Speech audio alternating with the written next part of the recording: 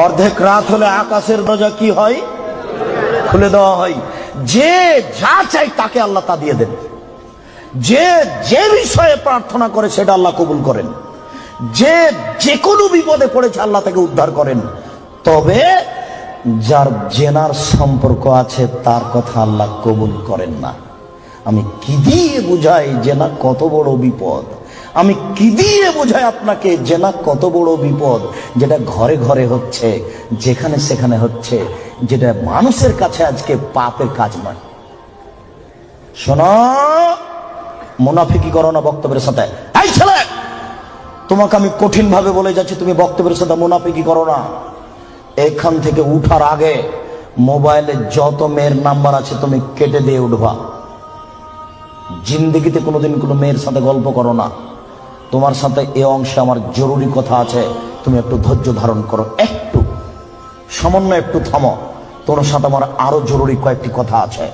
মুহাম্মদ সাল্লাল্লাহু আলাইহি সাল্লাম বলেন, আমি রাতে ঘুমিয়েছিলাম, জিবরাইল আমার ডান হাত ধরলেন, মিকাইল আমার বাম হাত ধরলেন, ধরে আমাকে নিয়ে চলে যাচ্ছেন। যেতে যেতে দেখি অনেক মানুষ আসাদু সাইনতে খাফান, ফুলে ফেঁপে বিশাল বিশাল আকৃতি ধারণ করে আছে। 50 হাত 100 হাত উঁচু উঁচু হয়ে আছে।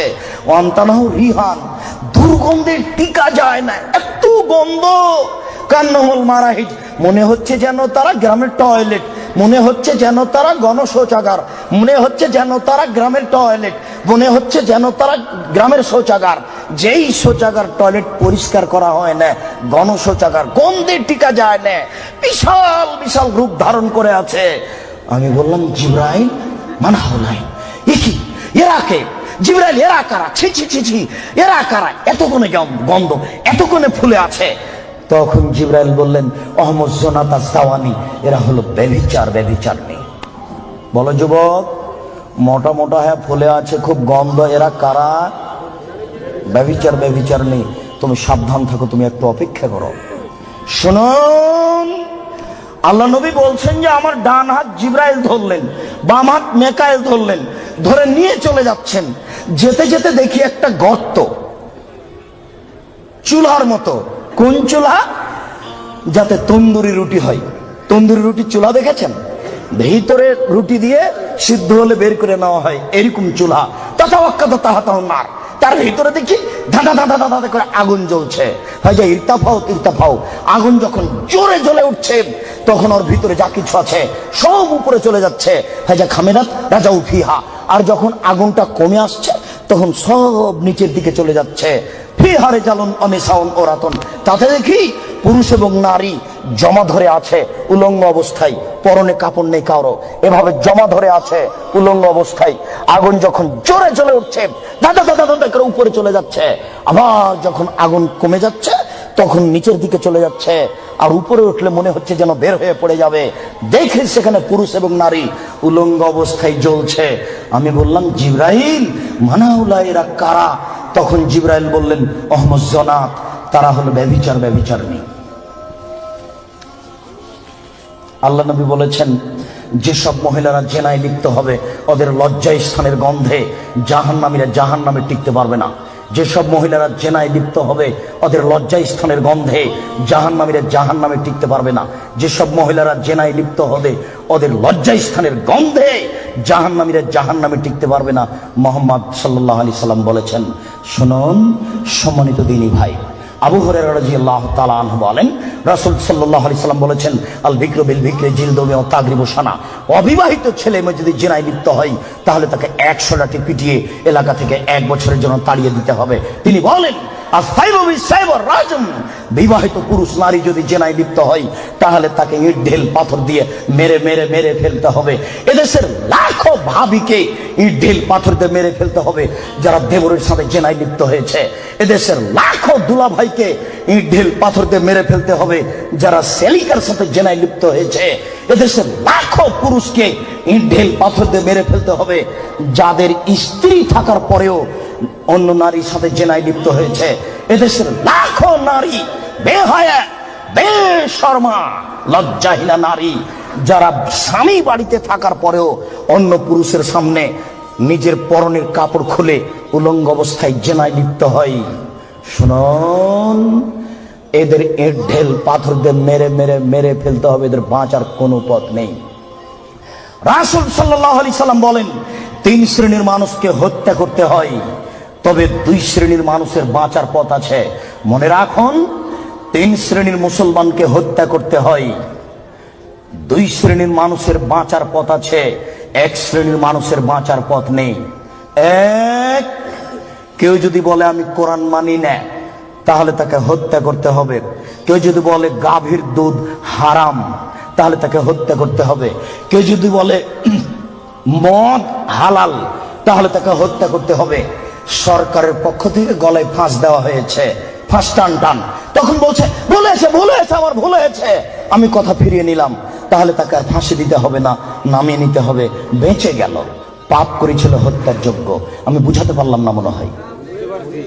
2, কেউ যদি কাউকে হত্যা করে, তাহলে তাকে হত্যা করতে হবে, এর নাম কেসাস। এই ছেলে, তোমার দাদার বয়স 90 বছর, তাহাজ্জুদ পড়ে ফজরের টাইমে বের হচ্ছিল, মসজিদে নামাজ পড়তে যাবে। কালকে তোমার দাদাকে একটা ছেলে গালি দিয়েছে, তাহাজ্জুদ পড়তে বের হওয়ার সময় দেখো ওই ছেলেটা, তোমার দাদা এক থাপ্পড় দিতে ছেলেটা মারা গেছে। এখন তোমার দাদাকে কেসাস স্বরূপ ফাঁসি দিতে হবে সরকারের পক্ষ থেকে, তবে তোমার দাদার বাঁচার পথ আছে। ওই ছেলেটার বাপ মা যদি বলে আচ্ছা যাক যাক, আমাদের ছেলেকে মেরেছে, আমরা মারবো না, তাহলে তোমার দাদা বেঁচে গেলেন। কথা কি বুঝাতে পেরেছি? 3, রাজুলুন জানা বাদায় হেসানিন, কে যদি বিবাহ করার পরে জেনায় লিপ্ত হয়, তাহলে তাকে হত্যা করতে হবে, তার বাঁচার কোনো পথ নেই। কেউ যদি বিবাহ করার পরে জেনায় লিপ্ত হয়, তাহলে তাকে হত্যা করতে হবে, তার বাঁচার পথ নেই। একটু জাতের মিন গ্রামে দিয়ে, গ্রামের সম্প্রদায়ের একজন মহিলা আসলো, আল্লাহ রাসূলের দরবারে এসে বলছে, তাহিরনি ইয়া রাসূলুল্লাহ, হে আল্লাহ রাসূল, আপনি আমাকে পবিত্র করুন। তখন আল্লাহ রাসূল বললেন, ইরজি, বাড়ি তুমি ফিরে যাও, আস্তাগফিরুল্লাহ, আল্লাহর নিকটে ক্ষমা চাও, ও তুমি ইলাইহি, তুমি তওবা করো, তোমার পাপ ক্ষমা হয়ে যাবে। তখন মহিলাটি বলছে, হ্যাঁ তুরাদ্দাদুনি কামারা দাদ্দা মাইজ ইবনে মালিক, আপনি মাইজ ইবনে মালিকের বিচার না করে বারবার ফিরিয়ে দিয়েছিলেন, আপনি কি আমাকে সেইভাবে ফিরিয়ে দিতে চাচ্ছেন? আমার পেট উঁচু হয়েছে, অবৈধ সন্তানে আমার পেটে অবৈধ সন্তান রয়েছে, দয়া করে আপনি আমাকে ফিরিয়ে দিন না, আমার বিচার করে দেন। তখন আল্লাহ রাসূল বললেন, আচ্ছা ঠিক আছে, ইরজিই হাত্তা তালিদি, তুমি বাড়ি চলে যাও, যেদিন তোমার বাচ্চা হবে সেদিন আসিও, বিচার করে দেব। মহিলা বাড়ি চলে গেল, বাচ্চা সবে মাত্র প্রসব হয়েছে। মুসলিম গ্রন্থে এসেছে ওই বাচ্চাটাকে ন্যাকড়ার মধ্যে জড়িয়েছে, প্রসব হওয়া মাত্র জড়িয়ে নিয়ে এসে আল্লাহ রাসূলের দরবারে এসে বলছে আল্লাহ রাসূল, এ দেখেন বাচ্চা প্রসব হয়েছে, বিচার করে দেন। আল্লাহ রাসূল মাথাটা নিচু করে বলছেন, ইজি, বাড়ি চলে যাও, ফারজি হে, বাচ্চাকে দুধ খাওয়াও, হাত্তা তাপ্তে মিহে, যেদিন বাচ্চা দুধ ছেড়ে দিবে সেদিন আসিও, বিচার করে দেবো।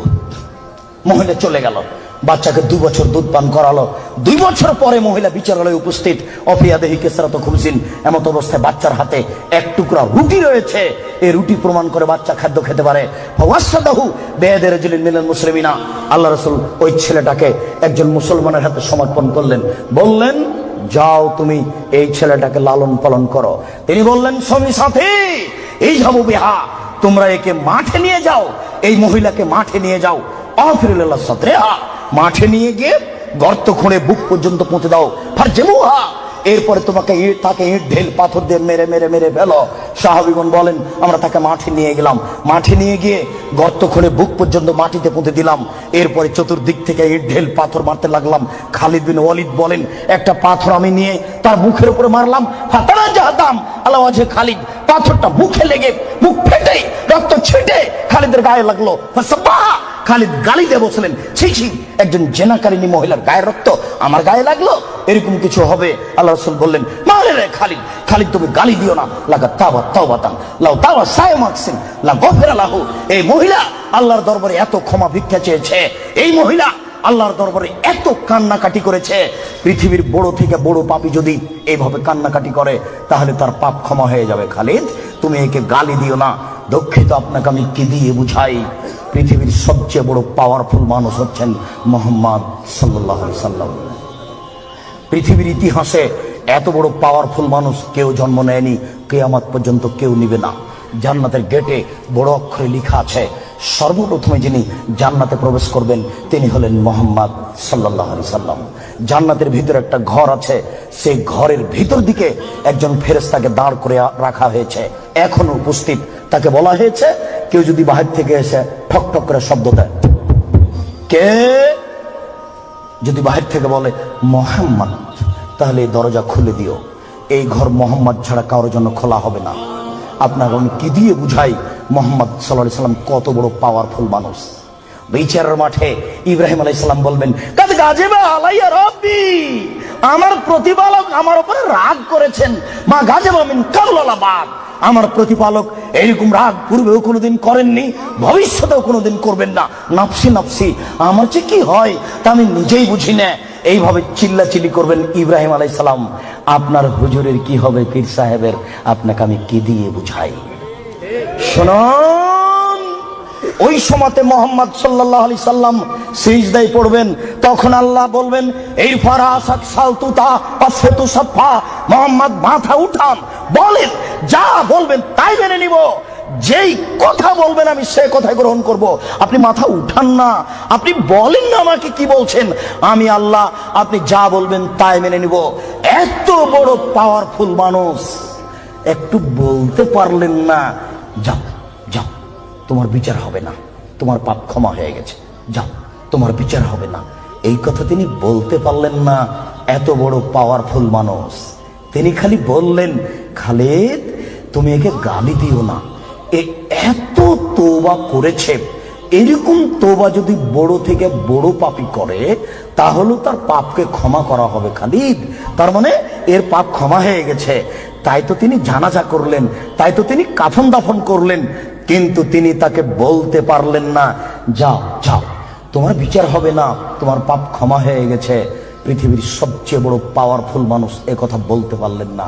তার মানে বিবাহ করার পরে জেনায় লিপ্ত হলে তার দুনিয়াতে বেঁচে থাকার কোনো সুযোগ নেই।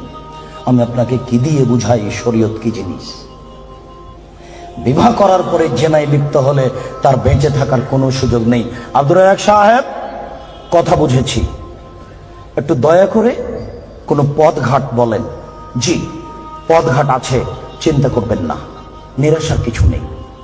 শুনুন, নিরাশার কিছু নেই। এই পাপ কার সাথে জড়িত? আল্লাহর সাথে জড়িত। আল্লাহ নবী বলেছেন, কেউ যদি জেনে শুনে 1 টাকা সুদ খায়, 36 বার জেনা করে যত পাপ হবে, 1 টাকা সুদ খেলে তার চেয়ে বেশি পাপ হবে। তিনি বলেছেন, সুদের পাপের 70টি ভাগ রয়েছে, ছোট ভাগ হলো মার সাথে জেনা করলে যেমন পাপ হয়।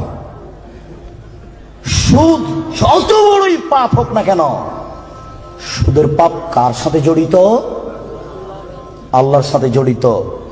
জেনার পাপ কার সাথে জড়িত? আল্লাহর সাথে জড়িত। যুবক, তুমি নিরাশা হবে না, নিরাশার কিছু নেই।